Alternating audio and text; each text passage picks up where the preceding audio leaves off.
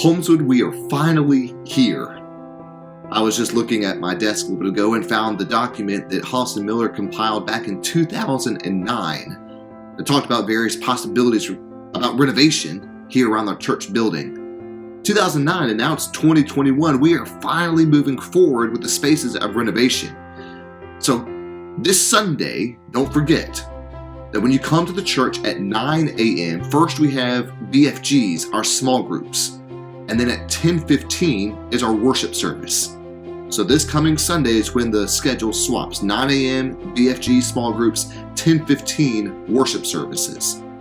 And when you come in, don't go inside the worship doors from the parking lot. Don't go inside the sanctuary doors, because if you will go in those doors, well, this is what you'll see.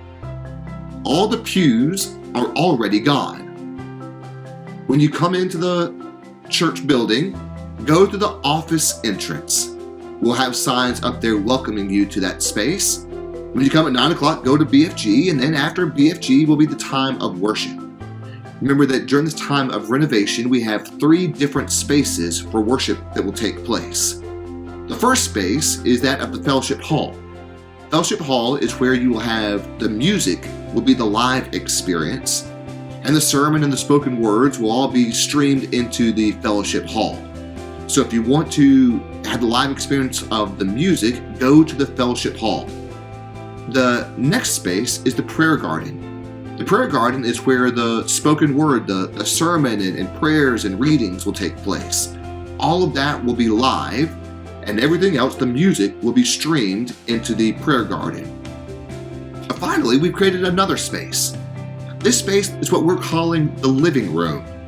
The living room is a space in which, while all elements of the service will be streamed into that space, this space is more of a homey kind of a feel. It's a living room kind of a feel. This is the kind of space that in the worship service, if you want to move around a bit, if you want to reflect with your neighbor, this is the perfect place to do that.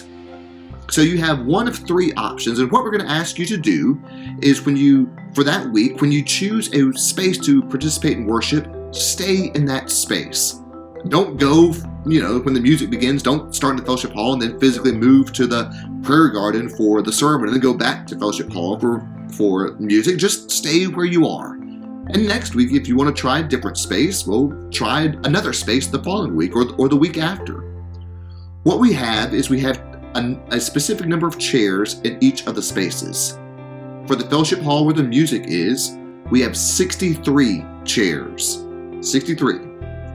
For the prayer garden, where the sermon is, there are 28 chairs. And then the living room has a total of 20 chairs, or 20 spaces to sit and to engage. So notice, when you do that math, there are enough spaces for everyone to participate in worship.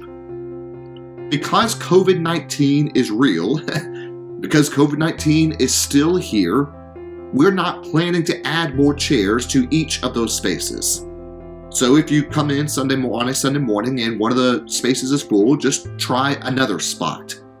The reason for this is because we have the chairs separated enough that we are honoring and respecting COVID-19. That we're not sitting shoulder to shoulder nor knee to back, but we have a good space between each of the chairs to try to lean into safety type of things. You might be wondering, well, instead of meeting in 3 different spaces, why don't we just meet in the gym? It's a good question. The reason for that is, have you heard what it's like to hear in the gym? Our sound crew is really, really good, but it's really, really hard to hear in the gym. No sound equipment makes it a good experience to be able to hear in the echoes of the gym. Secondly, it's about mobility. We have a lot of steps going up and down from the gym, and we probably do have an elevator. It's a slow elevator, and only 2 people can fit inside that elevator. And thirdly, our gym is used a good bit throughout the week from daycare and pickleball and basketball things. And so that would, if we all met in the gym, what that would mean is that we'd have to set up and take down each and every week for our worship services. But why not meet in the fellowship hall, you ask? Again, great question. We could all squeeze into the fellowship hall together. if COVID-19 wasn't still around, but it is. And so in order, again, to keep safety in the forefront of our minds, this is why we're spreading out into 3 different locations. I'm excited for this space because during this season, each and every space will have an intentional experience related to worship. And so if during the online presence, if whatever space you're in, feel free to worship as that space is being led.